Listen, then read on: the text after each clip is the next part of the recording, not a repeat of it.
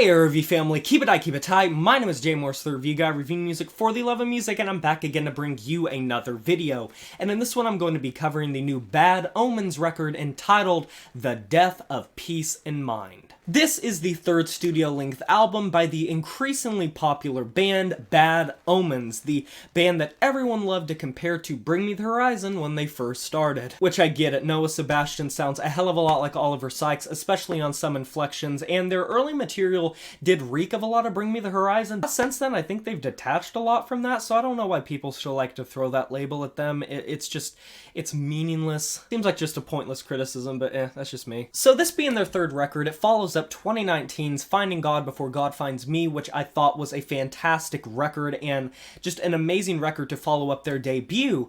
But I increasingly got more and more worried as each single released for this record because I had a lot of issues with quite a bit of what Bad Omens were really building up to on this record, and sadly I think that it really is a hit or miss record. And it does really annoy me to say that because I think Bad Omens as a band are very good. I just think they make a lot of questionable decisions on this record, and let's just go into it. So describing this record in comparison with their other two records, they take more of what I would say is an understated electronic approach to this record, and a lot of industrial tinges to the instrumentals as well. Most of what you are getting here are verses that, like I said, are understated, come off very low-key, very chill, and sort of try to have the make your skin crawl effect. Noah engages in some very claustrophobic lead vocals, and the instrumentals will be much more electronic-based and industrial-based. Sort of bangs and clangs and atmosphere. They'll layer a couple of vocals with sort of that echo effect to give it the huge reverb cathedral-esque atmosphere to it, and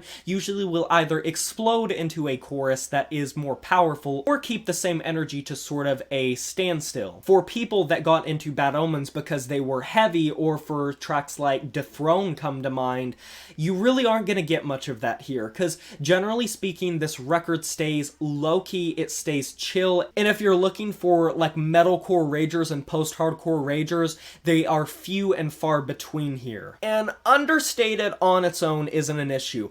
Being heavy is not what I got into Bad Omens for. It's not what they appealed to me for. I appreciated the lyricism and the vocals and the production, but I think the production really does not serve this record as well as it should.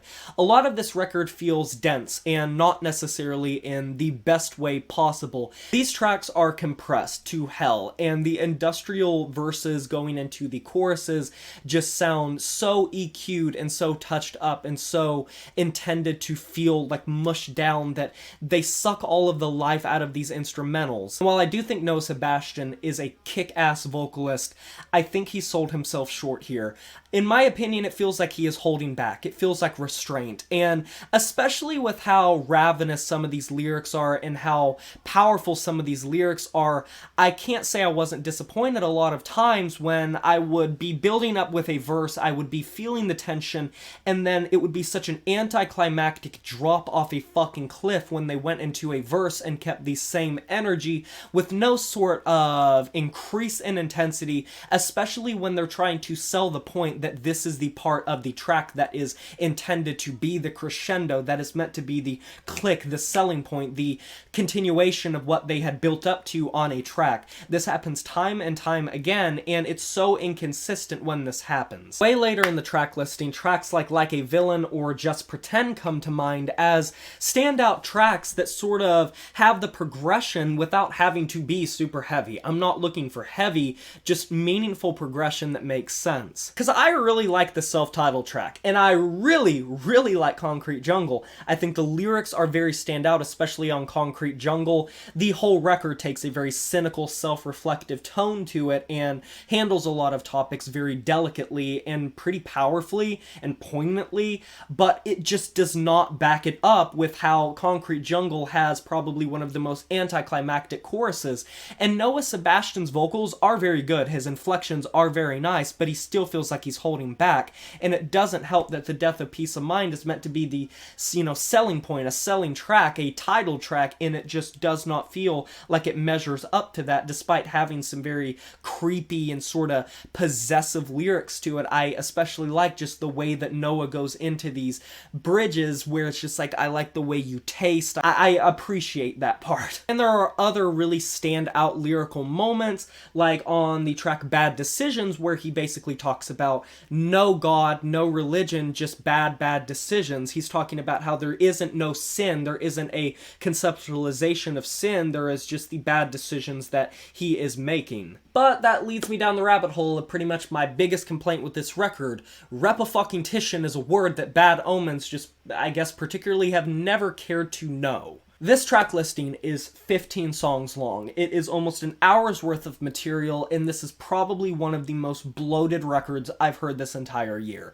It pushes its limits for repetition, because if you really boil down a lot of these tracks, so many of them will deal with these similar things. It's the whole meme of, same thing, different font. It pretty much feels like that a lot of times. Now, while there are other tracks that stand out and have different lyricism, like Concrete Jungle or The Death of Peace of Mind or Bad Decisions, generally speaking, you can boil most of this track listing down to love on the rocks and sort of self-reflection of anxiety and depression, and just the way it's phrased, while it sort of is maybe phrased in a different way or placed in a different way, 15 tracks long that sort of overlap so heavily take away from some of the power that these tracks can impose, because it takes away from the special nature and the unique nature of each track. Because the canvas that Bad Omens are trying to paint their lyrics on just repeat over and over and over in a pretty corny way, I would say. Now, that's not to say that the lyrics here aren't good. Like I said, I praise the lyrics. It's just when you really look at these tracks, a lot of them feel like they are tackling the same general things. And I want to reiterate one more time so people don't come at me in this way. I'm not expecting heaviness. I'm not expecting metalcore breakdowns and heavy vocals. I am perfectly fine with a more low-key record, but I just do not like how this thing was executed. I think that the production and Noah just sell this record so short, and I wish that they would have had more power to emphasize some of these themes, or just sparsed it out or cut some of these tracks that just did not necessarily need to be here. With specifically the latter half of this record just dragging a lot and being kind of a slog to get through, and that's not even to go into the fact that the first half of this record isn't even that strong. Some of the best tracks are just smack dab in the middle, and it's that inconsistency that makes this record unenjoyable a lot of times and very inferior in comparison to their last two records. And I can't even really say that they matured lyrically or matured as a band, because I believe that the lyrics that they did put on their past two records were more powerful and more unique and really tackled different topics in a powerful way. And if they're going to continue to go down the electronic and the industrial route, I would just love to see them flesh out these ideas more and not make these instrumentals feel so bare bones and just non-existent and just very empty. Wholeheartedly, I just think if the mixes were better, this record would have been a lot better. Yeah, man, I'm just not really digging this record that much. I'm going to be giving this album a 3.5 out of 10.